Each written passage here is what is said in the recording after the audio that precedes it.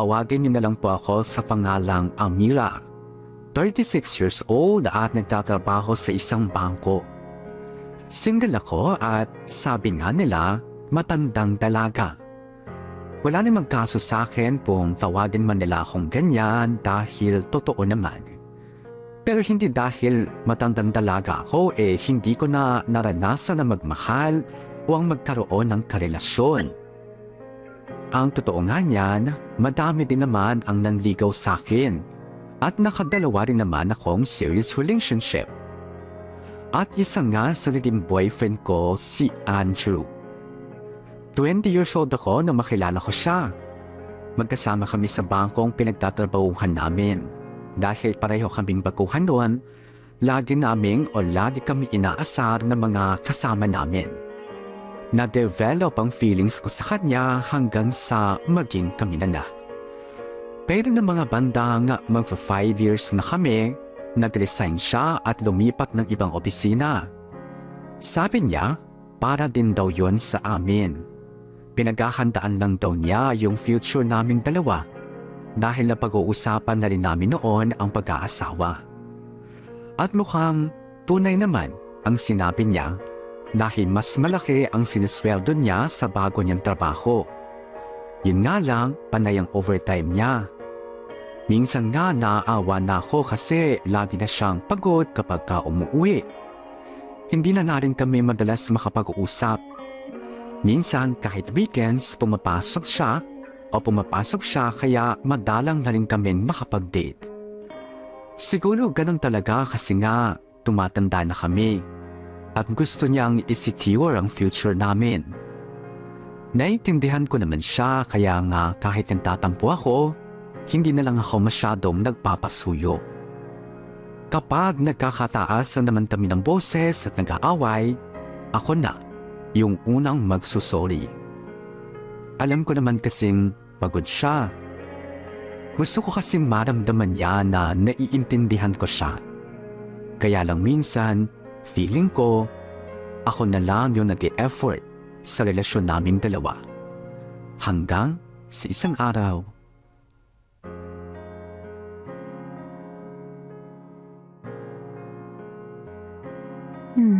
Ang tagal naman ni Andrew.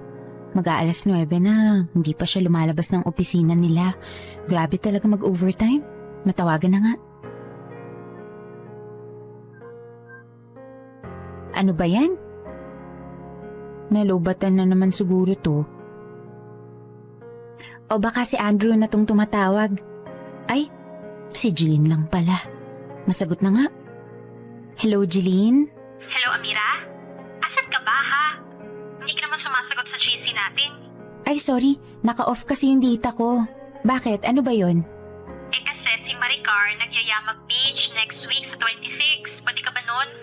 26? Naku, hindi ako pwede niyan. Anniversary namin yan ni Andrew 6 years na kami nun. Talaga? Oh my gosh! Sana all umaabot ng 6 years.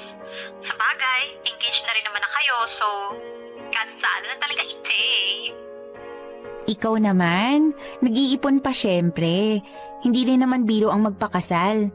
Eto nga at todo overtime yung boyfriend ko Ibig mo sabihin, nagtatrabaho pa rin siya sa oras na to? Pasado alas 9 na ng gabi Oo, nandito nga ako ngayon sa labas ng office nila. Inaantay ko siya. Maiba naman, ako na ang sumundo at ilang araw na kami hindi nagkikita. Ang sweet naman. Pero sa bagay, importante talaga sa relasyon na hindi nawawala ang lambingan kahit matagal na. Oo naman, kaya ikaw, yung nirereto namin sa'yo, ibigyan mo na ng chance at nang maranasan mo na rin ng may naglalambing. Oo na. Nireplyan ko na kanina. Magkikita kami ngayong weekend. Yes, buti naman. Finally, magkaka-double date na tayo. Oo, pero bago yun isasabihin ko na kay Maricar na i-move yung beach natin at nang makasama ka. Oo, sige. Sabihin niyo na lang ako kung kailan. Teka. Parang si Andrew na yung lumabas Ano? Wala. Si Andrew kasi parang lumabas na. Puntahan ko lang. Sige ha, bye Jeline. Si Andrew nga yun. Teka, tawagin ko. Teka, sino yung babaeng humawak sa kamay ni Andrew? Bakit ibang kabako rito? Masundan nga. Manong, pakisundan nga po yung tricycle sa unahan.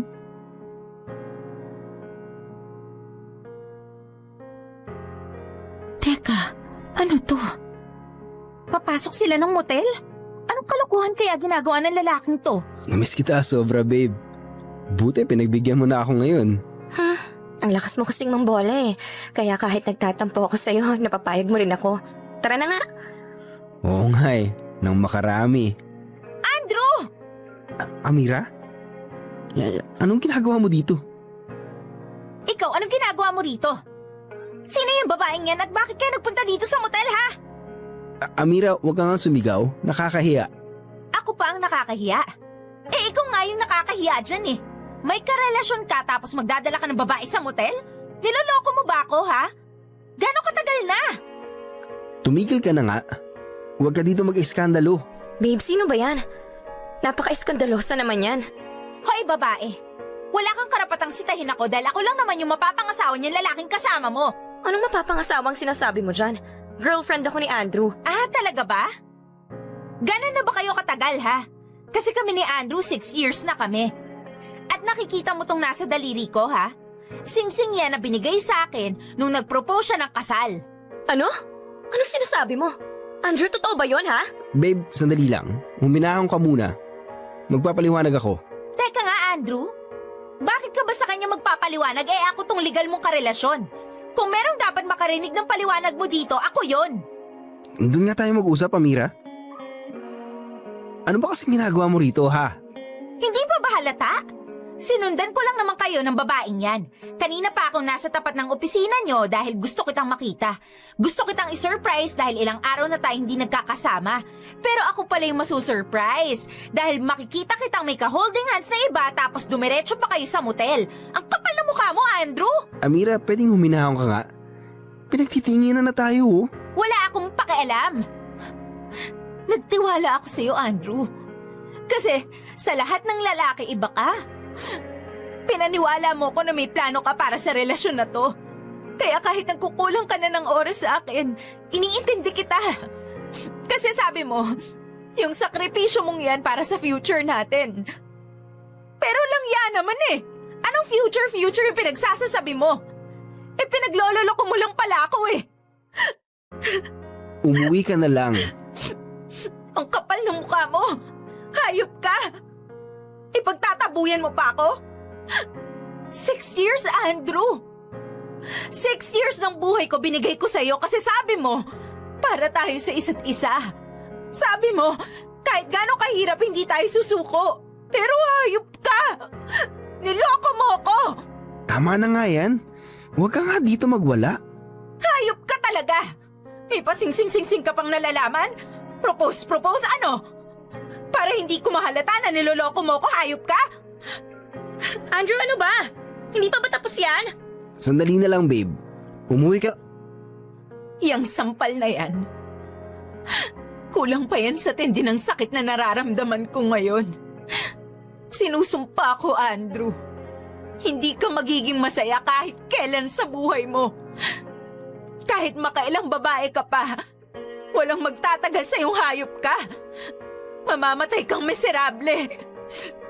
Tapos na tayo. 10 taon na ang nakakalipas simula nung naghiwalay kami ni Andrew. Pero hindi ko pa rin malimutan ang pangyayaring yun. Aminin ko, medyo na-trauma ako dahil doon. Pakiramdam ko lahat ng lalaki kagaya niya. Wala nang matino sa panahon na yun. Lahat manloloko. Kukuhanin yung tiwala mo, tapos sa dulo, iiwan ka rin. Bitter na akong bitter pero yun ang nararamdaman ko. Lumipas nga ng ganun-ganun na lang ang mga taon hanggang sa yung mga kasabayan ko ay may mga asawa at anak na. Gaya ng kaibigan kong si Jeline, na akala ko tatandang dalaga pero nakapangasawa o napangasawa yung lalaking nireto ko sa kanya. Nakita ko namang mahal na mahal nila ang isa't isa. Hindi naman sa naiinggit ako pero kung papipiliin ako, mas gugustuhin ko na lang na magkaanak kaysa magkaasawa. Ay, sa wakas, nakabalanse rin. Oo nga makakabawi na rin. O paano, una na ako. Teka, Amira, sa amin ka na sumabay Susunduin ako ng asawa ko Sige ba? Okay yan para tipid na rin sa pamasahe. Ay, teka pala, Amira.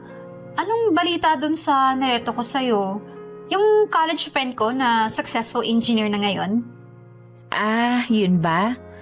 Hindi ko na nireplyan Ha? Bakit naman? Mabait yun, ano ka ba? Tsaka hello, wala ka nang poproblemahin doon. May bahay na yun, may kotse. Asawa nang talaga ang kulang.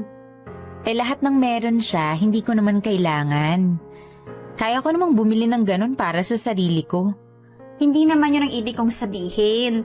Ang pinupunto ko lang, kung hahanap ka rin naman ng mapapangasawa, doon ka na sa may maayos na estado at hindi ka pahihirapan pa. Hindi naman kasi ako naghahanap ng mapapangasawa. Ha? Naku, Amira, sinasabi ko sa'yo sa patanda tayo pupunta. Kaya mas maganda yung may kasama ka pang habang buhay. Alam mo, hindi porket may asawa na, sigurado ka nang may kasama kapag tanda. Oo, siguro. Totoo din naman, pero at least, diba? Habang lumilipas ang panahon, may katuwang ka sa buhay. Ayaw mo ba nung kapag ganyang gagabihin ka sa trabaho, may mister kang susundo sa'yo? Tapos kapag stress ka na sa buhay, mayayakap sa'yo. May katuwang ka sa pagharap ng problema. Ay nako, Jeline. Buti kung lahat ng lalaki kagaya ng asawa mo. Siguro wala nang babaeng single ngayon. Tapatin mo nga ako, Amira. Ikaw ba hindi pa nakaka-move on dun kay Andrew? Ano? Aba, biruin mo 10 years ago pa kayo nag-break pero after niya, hindi na kita nakitang nakipag-date o nakipagkilala man lang sa ibang lalaki. Nag-pandemic na't lahat-lahat single ka pa rin. Ano ka ba? Walang kinalaman si Andrew sa pagiging single ko. Choice ko to, Jeline. Tsaka, okay naman ako. Masaya naman ako. Kung papipiliin ako sa pag-aasawa o sa pagkakaroon ng anak, mas pipiliin ko na lang magkaanak. Hello, kailangan mo mag-asawa para magkaanak ka. Ikaw talaga, Amira, kung ano-ano yung papasok sa isip mo Oh, bakit? Masama ba yun? Ewan ko sa'yo. Basta ganito yung nireto ko sa yung engineer, subukan mong i-date. Kahit isang beses lang kayo lumabas. Ayoko nga. Mag-uumpisa na naman ba ako sa getting to know you at favorite color? Ganun talaga. Pero, nasa sa inyong dalawa naman yun Kung gusto nyo, jump na kayo sa favorite ulam, ganun. Baliw ka talaga. Ikaw kasi. O basta mag-date kayo. O teka, ayan na yata yung asawa ko. Tara na.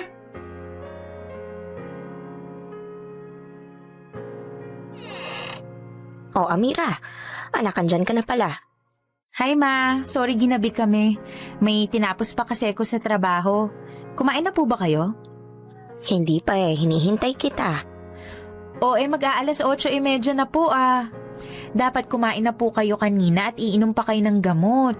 Dalawa na nga lang tayo dito sa bahay, magsosolo pa tayo kumain. Ako na po ma. Kayo na po ang maupo dyan. Ay nako, ikaw talagang bata ka. O siya, sige na, maghain ka na.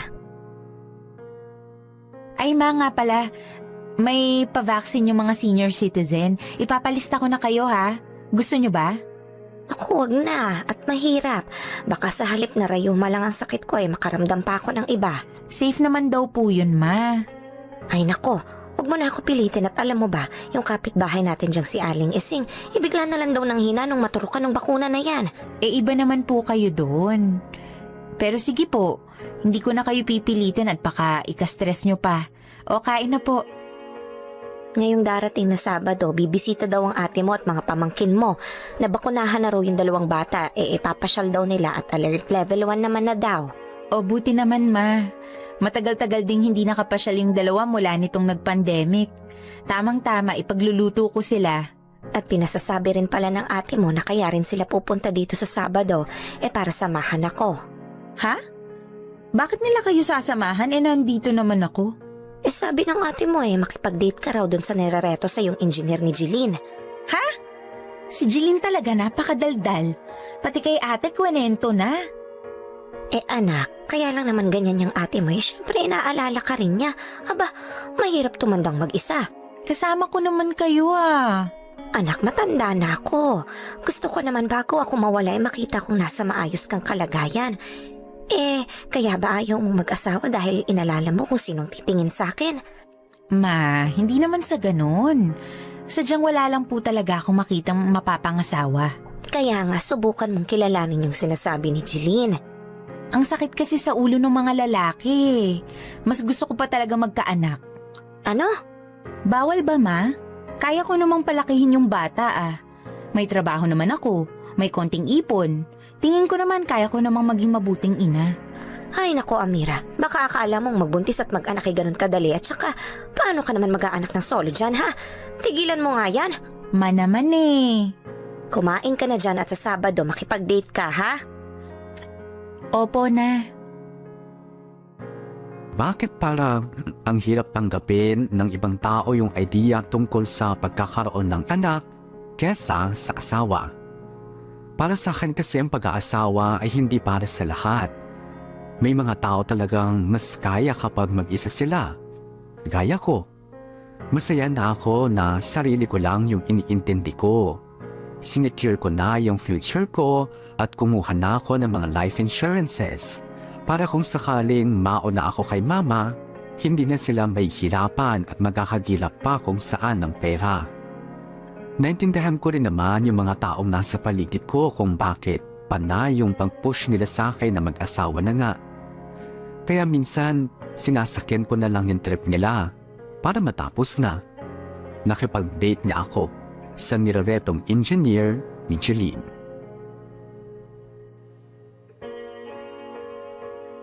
Ay, grabe ang traffic na talaga. Kanina pa siguro naghihintay si Patrick. Oh, tumatawag pa tong si Jeline. Hello, Jeline? Amira, asan ka na ba? Sinat ko si Patrick, sabi niya wala ka pa daw dun sa resto. Nag-aalala na nga, baka hindi mo raw siputin. Andito na ako sa resto. Papasok na nga sana ako kaso bigla ka namang tumawag. Nalate lang ako kasi sobrang traffic. Bakit ba kasi hindi ka pa nagpasundo? Huwag mo alalahanin yung mahal na gasolina kasi maraming pambayad yun. Ano ka ba? Hindi naman yun eh. Ayoko lang talagang nagpapasundo. Siya, sige na. Sige na, bye muna. Sige na. Mag-enjoy ka dyan ha. Bye! Makapasok na nga at nang matapos na to. Hi! Oh, hi. Upo ka. Thank you. Sorry ha, medyo na-late ako. May banggaan kasi dun sa nadaanan ko eh. Okay lang. Pero next time, kung kailangan mo ng ride, pwede naman kitang sunduin eh. Sige. Thank you. Order na tayo? Ano gusto mo? Siguro pasta na lang at saka fruit shake. Sige, yun na lang din sa akin. Teka, tatawag lang ako ng waiter waiter? Yes, sir. Dalawa nitong pasta at saka isang fruit shake at saka isang soda. Okay, sir. So, kumusta ka? Ako? Okay naman ako. Ikaw ba? Okay lang din. Tama pala yung nasabi ni Jeline eh. Ano bang sinabi ni Jeline? Na maganda ka. Palabiro lang talaga yung si Jeline. Mukhang totoo naman yung sinabi niya eh. Teka, matagal na ba kayong magkakilala? Oo, mga 11 years na siguro. Magkatrabaho kami eh. Tagal na rin pala, no? Well, kami naman, classmates nung college. Tapos itong ang last kaming nag-reunion bago mag-pandemic, nalaman nilang single ako ulit. Yun, puro reto tuloy sila. Well, sorry, naabala ka pa yata sa kakulitan nila. Ha? Hindi naman. Medyo sanay na rin naman ako. Actually, gusto na kitang tapatin. Ano? Anong ibig mo sabihin? Hindi talaga ako interesado na makipagrelasyon ngayon eh. Nahihiya lang ako dun sa kakapush ni na Jeline kaya nakipagkita ako sa'yo. I see. Sorry ha. Hindi, okay lang. Hindi mo naman kailangan mag-sorry. Naiintindihan ko naman eh. Ang kukulit kasi nila eh. Sabi ko naman kasi ayoko nang mag-asawa. Gusto ko na lang magkaanak. Talaga? Oo. O paano mo gusto magkaanak? Paanong gusto? I mean, gagamit ka ba ng science gaya ng ibang artista na medyo matanda na rin pero gusto magkaanak? Yung in vitro fertilization? Mahal yata yun eh. Parang hindi ko kakayanin. So, paano mag-aampon ka? Mas gusto ko sana sa akin manggaling eh. Ganon? Bali, natural method yung balak mo para magkaanak. Ha? O bakit ganyan yung reaction mo? Parang gulat na gulat ka naman. Di ba sabi mo hindi mo kakayanin yung paggamit ng sensya? Tapos ayaw mo namang mag-ampon. O edi natural method yung gagamitin mo. So paano? Kukuha ka na magiging tatay ng anak mo? Ito na po yung order niyo, ma'am sir. Thanks. Buti pa kumain na muna tayo. Balita ko kasi masarap daw yung pasta nila rito eh. Well, mukha nga. Well, sige, kain na tayo. Dessert ba? Gusto mo? Ay hindi, okay na ako. Hindi rin naman ako mahilig sa matamis. Ganun ba? Sige. Pero, Amira, ibig bang sabihin, last date na rin natin to? Sorry Patrick ha. Pero parang ganun na nga. Kung ganun, may gusto lang sana akong itanong. Pero, wag mo sanang masamain ha. Sige. Ano ba yon? Iniisip ko lang kasi, sabi mo gusto mo magkaanak, di ba? Oo. Gusto mo ba subukan natin ngayon? Ano? Anong sinabi mo? I mean, sabi mo natural way yung paraan na gagamitin mo para magkaanak ka, di ba? Well, syempre, kailangan mo ng lalaking partner para magawa yon. Ha? Bakit ba parang gulat na gulat ka? Gano'n naman talaga gumawa ng bata, di ba? Ang sinasabi ko lang naman, pwede kong gawin yun para sa'yo. Kahit ilang beses nating subukan, willing ako. At sisiguraduhin kong lagi kang masasarapan. Ano? Ang bastos mo ah. Oh, anong bastos? Ikaw nga nag-umpisa nito, di ba? Anong ako? Kung alam ko lang na bastos ka, dapat hindi na lang talaga ako nagpunta rito. Bakit ka ba nagagalit dyan? Wala naman ako sinasabing masama. Ito yung bayad sa kinain ko. Salamat na lang pero uuwi na ako. Huwag na sana kitang makita kahit kailan. Nabastusan talaga ako sa mga binitawang salita ni Patrick. Kulang na lang sabihin niya sa akin na magmotel na kami at ikakama na niya ako. Oo, gusto kong magkaanak pero hindi naman ako magpapabuntis sa kung sino lang. Pagka-uwi ko nga sa bahay, nandun pa sina ate kaya sunod-sunod ang tanong nila kung kamusta ba ang date ko. Hindi ako nagkwento at dumiretso na lang ako sa kwarto. At nung humupa na ang inis ko, doon ko naisip na hindi nga pala madali ang kagustuhan ko magkaanak. Paano ko nga pagagawin yun? Paano nga ba ako mabubuntis kung wala naman akong partner? Sumuko na nga ako sa larangan ng pag-aasawa. Pati pa naman sa kagustuhan kong maging ina, dapat ko na rin bang sukuan? Hindi ko na ikinwento ang detalye kay Jeline kung bakit hindi kami nag-workout ni Patrick. Basta ang sabi ko sa kanya, ayoko na munang makarinig ng paglareto. Masaya na ako maging single. Hanggang sa nagkita nga ulit kami nung kapitbahay namin galing sa abroad, si Marco. Matanda na siguro siya sa akin ng 2 taon. Mukha naman siyang matino. Nung hindi pa siya nag-abroad, tumutulong siya sa negosyong LPG na mga magulang niya. Madalas siya yung nade-deliver sa bahay namin kaya kilala siya ni Mama. At one time pa nga, tinutokso ako ni Mama sa kanya pero sabi niya may girlfriend daw siya at that time. Hanggang sa nabalitaan na lang namin nung mga bandang 2019, nakalipad na daw siya pa-abroad. Bala ko niyang umuwi ng 1 taon pero dahil nga sa pandemic, na-delay ang pag-uwi niya at ngayong taon na lang ulit nakabalik sa Pilipinas.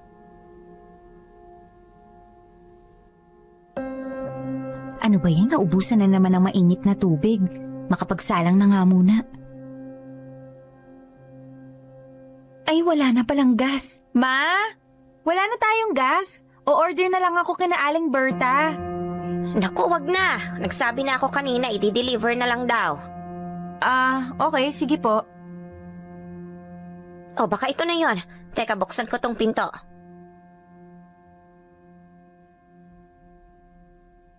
Hi, Aling Selly. Oh, Marco, ikaw pala yan. Kailan ka pa nakauwi sa Pilipinas? Nung isang araw lang po. Pwede ko na po bang ipasok tong gasol nyo? Oo, sige, pasok. Ikaw na ba ulit ang nagde-deliver? Napakasipag mo naman. Kakarating mo lang pala galing abroad. Nagtatrabaho ka na agad sa negosyo nyo. Ayos lang naman ho. Yung delivery boy din ho kasi namin nagkaroon daw po ng exposure sa COVID positive kaya, ayun, hindi na lang muna namin pinapasok. Ay, ganun ba? Ikaw, kamusta ka na? Iba yata ang hangin sa abroad at lalo kang gumagwapo. Nako, hindi naman po. Ayan po, okay na yung gas nyo. Nakabit na po. Ay, salamat. Teka, magkape ka muna kaya. Yun nga lang, magpapainit pa si Amira ng tubig at naubusan nga ng gas. Okay na po ako, nakapag-almusal na rin po. Sige po, una na po ako. Masyado ka namang nagmamadali. Iniintay ka ba ng girlfriend mo? Girlfriend? Naku, wala po ako niyan. Bakit naman wala? Kagwapo-gwapo mo naman. Mabait pa at masipag. Bakit hindi ka nag-girlfriend? Hindi ko na ho naasikaso at medyo busy rin ho Ganun ba? Naku, pareho kayo nitong anak kong si Amira. Masyadong napaka-busy sa trabaho. Ayan tuloy hanggang ngayon, single. Naman! Bakit? Totoo naman ang sinasabi ko ha. Busy ka sa trabaho kaya ni makipag-date hindi mo mabigyan ng oras. Oo na, Ma. Sige po, mauna na po ako. Salamat ho. Teka Marco, kung wala ka pang girlfriend, di ang dami mo sigurong nakaka-date ngayon, no? Po? Naku, wala po. Wala na po akong planong maghanap ng girlfriend. Anak na lang ho gusto ko. Papaano ka nga mag-aanak kung wala kang ang asawa? Kayo talagang mga kabataan kung ano-ano mga naiisip niyong kalokohan. Ma! Sige po, mauna na po ako. Salamat ho.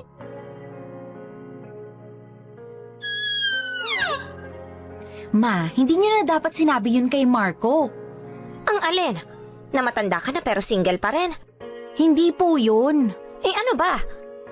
Yung sinabi niyo po kay Marco, nakalokohan ang iniisip niya na magkaanak na lang. Bakit ba? Totoo naman ang sinabi ko kayong mga kabataan kung ano-anong naiisip. Hindi porke gusto nyo ng anak basta-basta yung tutubo dyan sa harapan nyo. Tsaka anong pamilya ang mabibigay nyo sa bata kung walang nanay at tatay? Ay nako. Ay, opo na. Sige na, kayo na tama. Makapagluto na nga lang ako ng almusal. Baka humaba pa tong discussion na to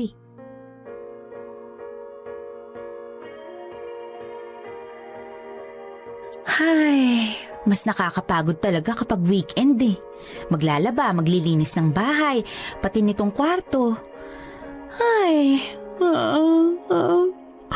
inaantok tuloy ako. Makahiga na nga muna rito sa kama. Oh, anong notification to? Someone liked you? Ano ba yan? Hindi ko pala nadidelete tong dati kong account na sinet up sa akin ni Jeline. Sino ba tong nag-like na to? Ano ba yan? Profile picture pa nga lang mukhang hindi na matitino. Teka, parang si Marco to May dating app din pala siya. Tingnan ko nga. Mahilig pala siya sa mga extreme activities. May nakalagay pa sa description niya na open for co-parenting. Wala naman sigurong masama kung ilalike ko yung profile niya, no? Di bale, i-delete ko rin naman to Ilalike kong... Oh, nag-like back siya agad. At nag-chat pa ng, Hi Amira. Oh, bakit may question mark? Nagdadalawang isip ba siya na ako to? Di ko ba kamukha yung nasa profile picture ko? Replyan ko nga. Hi Marco. Amira to. Kumusta? Ano ba yan? Ang tagal namang mag-reply. Delete ko na nga tong account na to. Tumatawag siya. Teka nga. Oh, hello. Hi Amira. Sorry tumawag na ako. Okay lang ba? Okay lang naman. Kanina nung nakita ko yung profile dating mo sa app, inisip ko pa talaga kung ikaw yun kaya may question mark yung chat ko kanina. Tapos nung nag-reply ka na, doon ko na-confirm bigla ko naalala, friends nga pala tayo sa Facebook, no? Kaya dito na ako sa messenger mo tumawag. Oo. Actually, friend ko yung nag-set up ng dating profile ko. Sabi ko nga sa kanya, tigilan niya na ako ng mga ganyan eh. Suko na ako sa love life. Ha? Bakit naman? Ayoko lang. Sakit lang sa ulo mga lalaki eh. Teka, parang baliktad. Parang yung mga babae ang mas masakit sa ulo dahil ang hirap intindihin. Talaga ba? Ikaw, akala ko ba sabi mo kay mama hindi ka naghahanap ng girlfriend? Bakit may ganito kang profile? Ginawa to ng kapatid kong bunso, si Joshua. Sabi niya kasi dito daw niya nahanap yung girlfriend niya baka daw may mahanap din ako.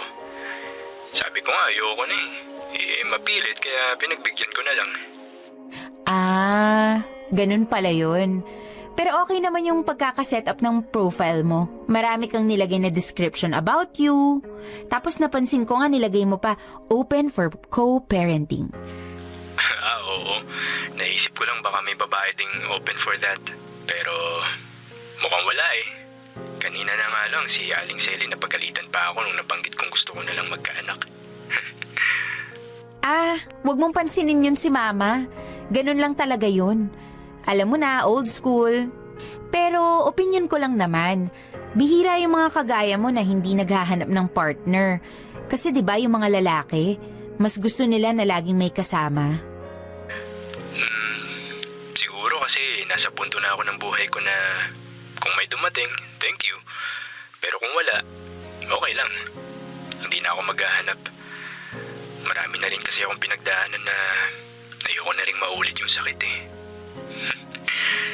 Tapos nung nasa abroad nga ako, may kaibigan ako doon. Ayaw na din ang karelasyon tapos may na-meet siyang Pinay na gusto rin magkaanak. Ayun, nag-usap sila, nagkasundo. Tapos ngayon may anak na sila. Okay naman sila. Oh, talaga? Oo, magdadalawang taon na nga yung bata Tapos ang nakakatuwa nito, pareho silang nakahanap ng kanya-kanya nilang partner. Yung Pinay kakasal na. Tapos yung tropa ko naman, may girlfriend ngayon. Nakakatuwa naman. Pareho nilang nahanap yung mga partner nila kahit nagkaanak na sila. Hello? Hello? Marco? Hello? Hello, Marco? Nandyan ka pa ba? Hello? Amira? Sorry, tinatawag kasi ako ni Papa May papaayos yata sa bodega. Ay, ganun ba? Sige lang, asikasuhin mo muna yan. Sige. Pero kapag hindi ka busy mamaya, tatawag ako ulit. Sige lang, bye.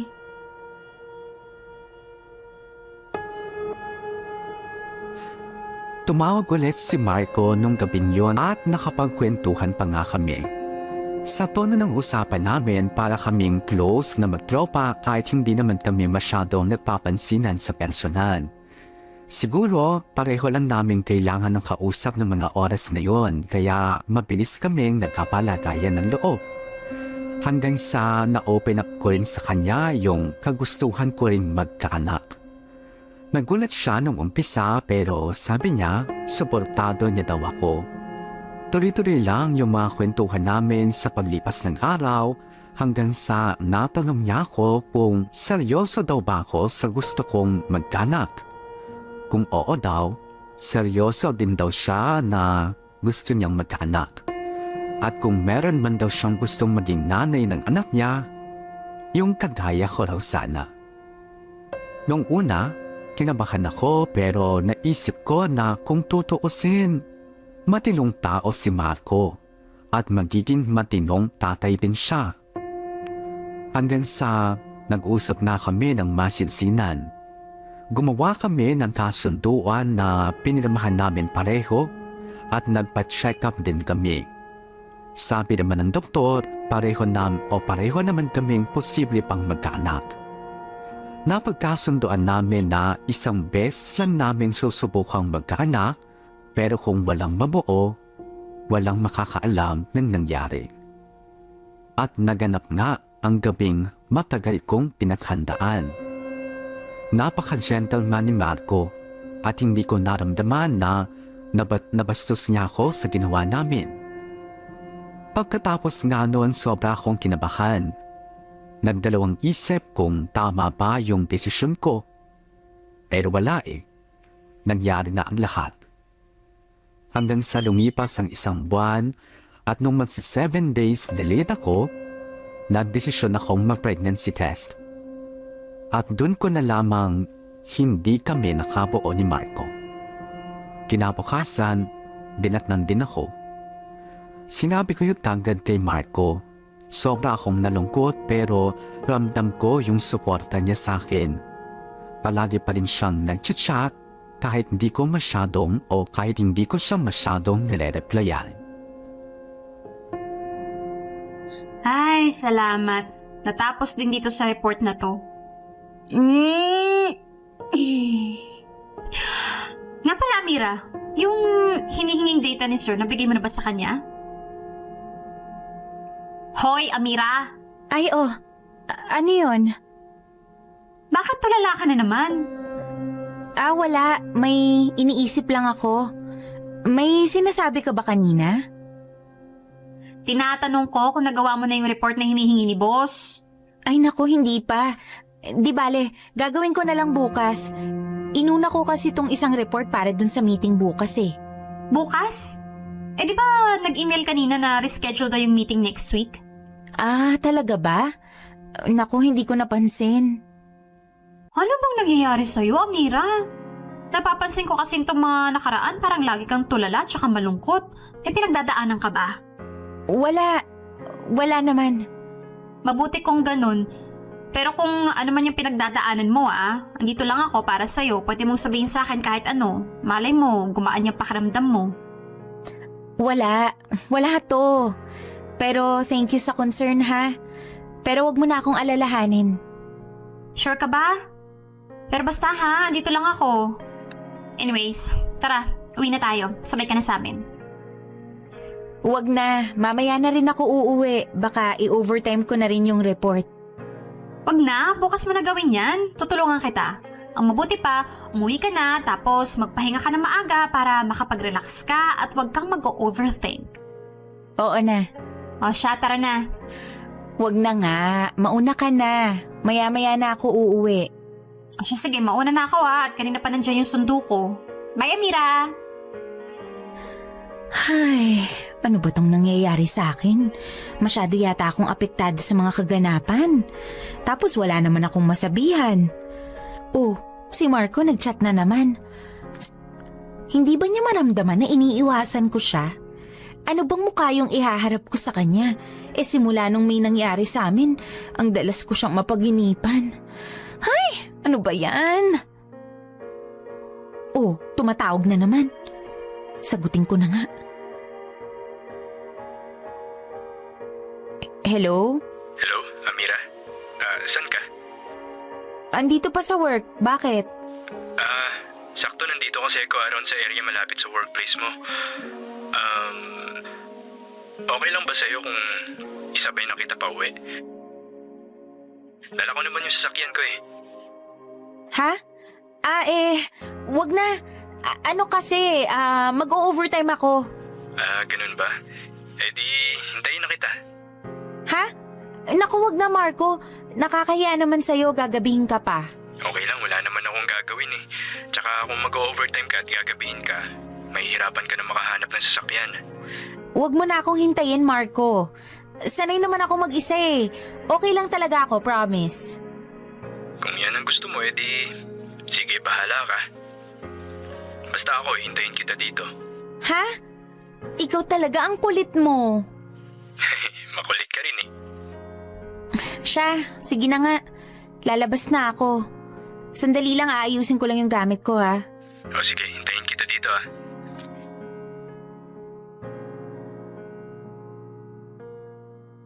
Sorry, naghintay ka ba ng matagal? Hindi okay lang. Kumusta? Dami bang gawa sa work? Medyo. Nga pala, inaayos ko na ulit yung papers ko pa abroad. Pag na-approve na yun, baka mga ibang bansa na ako ulit. Talaga ba? Di good. Okay. Good nga. Gusto mo bang magkape muna tayo? Ha? Wag na. Amira, iniiwasan mo ba ako? Ha? Hindi. Talaga ba? Akala ko kasi iniiwasan mo ako eh.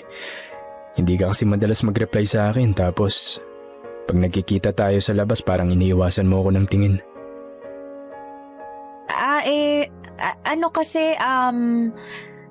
Ang totoo niyan, Marco, nahihiya ako sa iyo eh. Ha? Bakit ka naman mahihiya sa akin? Ewan ko. Hindi ko alam pero kasi siguro dahil dun sa nangyari sa atin tapos yung expectation ko na makukuha natin yung gusto natin pero nagkamali pala ako. Feeling ko kasalanan ko kaya hindi mo nakuha yung gusto mong anak. Amira, ilang beses ko bang sasabihin sa'yo na hindi mo yun kasalanan? Walang may kasalanan sa atin. Siguro, sadyang hindi lang talaga para sa atin yun. Kaya, please, wag mo nang sisihin yung sarili mo.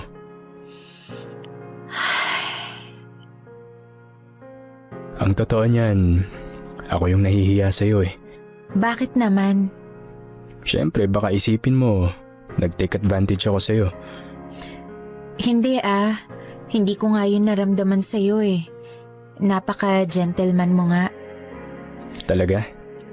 Nagwo-worry kasi ako baka may nagawa akong hindi mo nagustuhan. Wala Lahat ng ginawa mo gusto ko.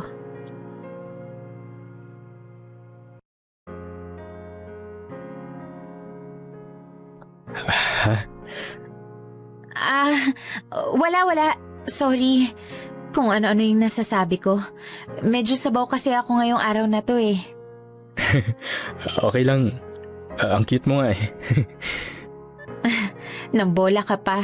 Ang tanda-tanda ko na tapos sasabihan mo pa ako ng cute. Tara na nga. Totoo naman eh. Ewan ko ba pero nitong mga nakaraan, lagi kitang naiisip. Namimiss kita kahit alam kong hindi naman dapat. Sorry. Sorry kung ano man yung sabi ko. Ayaw kitang ma-offend Sorry.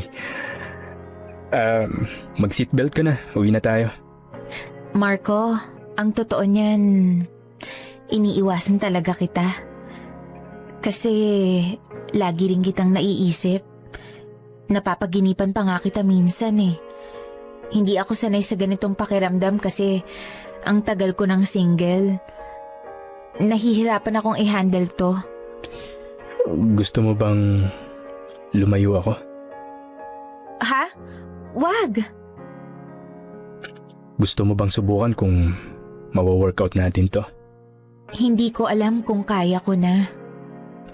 Di huwag tayong magmadali. Basta sa ngayon, magtiwala ka lang sa kung anong nararamdaman mo. Andito lang ako para alalayan ka. Salamat, Marco.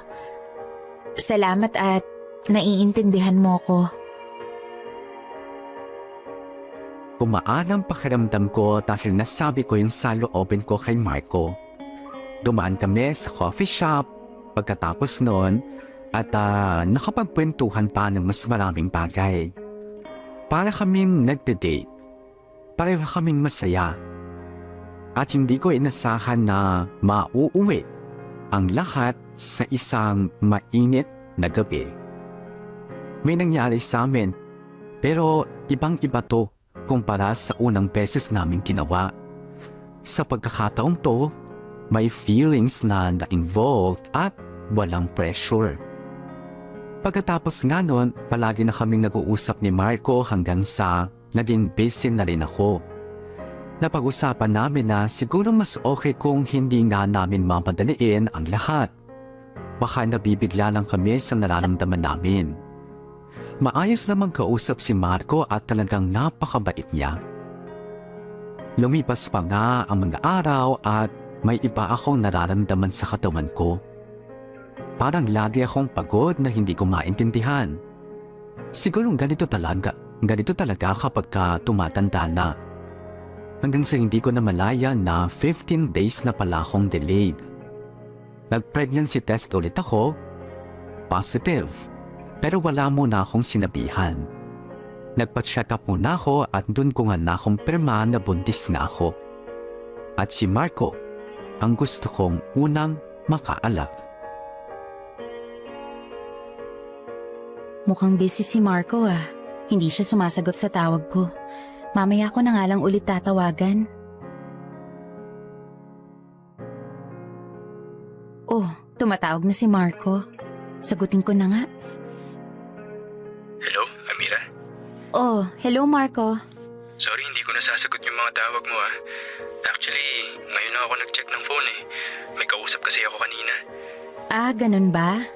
Busy ka pa ba? Sige, okay lang naman kahit mamaya na tayo mag-usap. Hindi, okay na. Tapos na kami mag-usap. Actually, nandito na ako ngayon sa agency ko. Na-approve na yung mga documents ko at pumirma na rin ako ng kontrata. Sa isang araw, lilipad na ako. Ha? Ang bilis naman. Oo nga eh. Naghahabol daw kasi ng tao yung employer ko. Ang gusto nga, bukas lumipad na raw ako dun eh.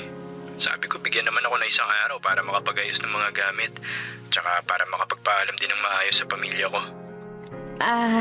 Edi, buti naman kung ganun. Good luck sa'yo sa abroad ha. Salamat. May problema ba, Amira? Parang ang tamlay ng boses mo eh. Masama ba pakiramdam mo? Hindi. Okay lang ako. Eh, bakit ka pala tumawag? Wala naman. May sasabihin lang sana ako. Ano yun? Kaya talaga ako tumawag sa'yo kasi gusto ko lang malaman mo na magiging tatay ka na. Ano? Sabi ko, magiging tatay ka na. Magkakaanak ka na. Ano? Anong sinabi mo? Magkakaanak na ako? Ibig sabihin buntis ka? Magiging tatay na ako? Totoo ba yan? Oo nga. Nagpa-check up ako kanina at na-confirm ng doktor na buntis nga ako. Grabe, Amira. Sobrang saya ko. Teka. May sinabihan ka na bang iba? Wala pa. Ikaw pa lang.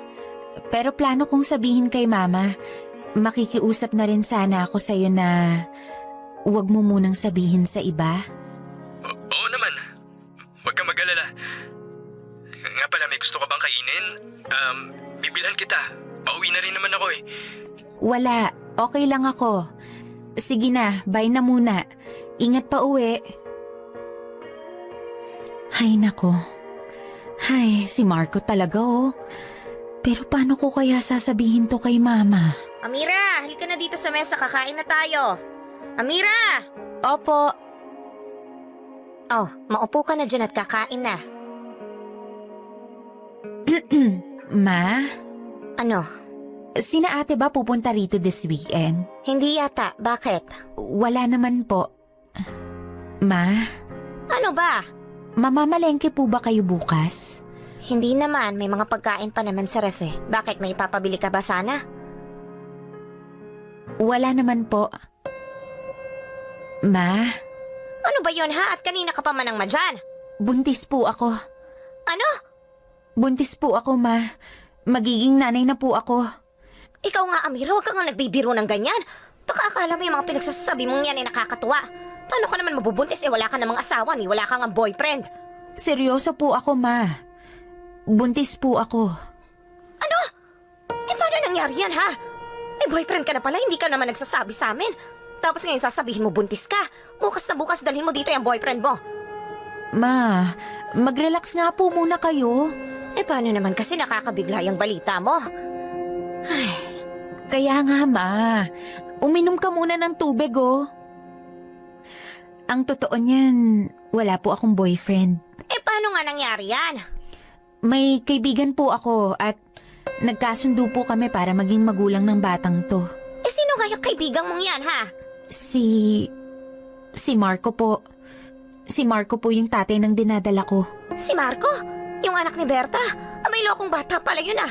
Akala ko mabait yun pala, wawalang yain ka lang. Asan yung Marco na yan, ha? Ma! Please, huminahon ka nga muna. Kaya tayo hindi nagkakaintindihan eh. Lagi kayong pasigaw. Eh paano hindi ako sisigaw? Ibigla mo na lang sasabihin sa akin na buntis ka. Tapos tatay si Marco, hindi ko nga kayo nakikitang nag-uusap dito. Kaya nga po nagpapaliwanag ako eh. Ma, ginusto ko po ito. Ginusto po namin ni Marco to. Matino po siyang lalaki at never po niya akong binastos. May usapan na po kami kung paano kami magiging magulang sa batang to. Sa ngayon po, si Marco at kayo lang po ang nakakaalam ng lahat. Eh paano pag lumaki na yung tiyan mo? Paano kapag nakita na yan ng mga kapitbahay? Eh alam nilang wala ka namang asawa. Ano na lang sasabihin nila sa'yo na kung kailan ka tumanda saka ka nagloko? Ma, wala naman po akong pakialam sa sasabihin ng ibang tao eh. Buhay ko po to at desisyon ko po yung masusunod. Kaya hindi naunlad ang Pilipinas eh. Pati buhay ng may buhay pinapakialaman. O tapos ngayon sumasagot ka na rin sa akin. Buong buhay ko wala akong inisip kundi ang kapakanan yung mga anak ko. Tapos ganito ang igaganti nyo sa akin? Hindi nyo na yata talaga ako nire-respeto eh. Bahala na kayo.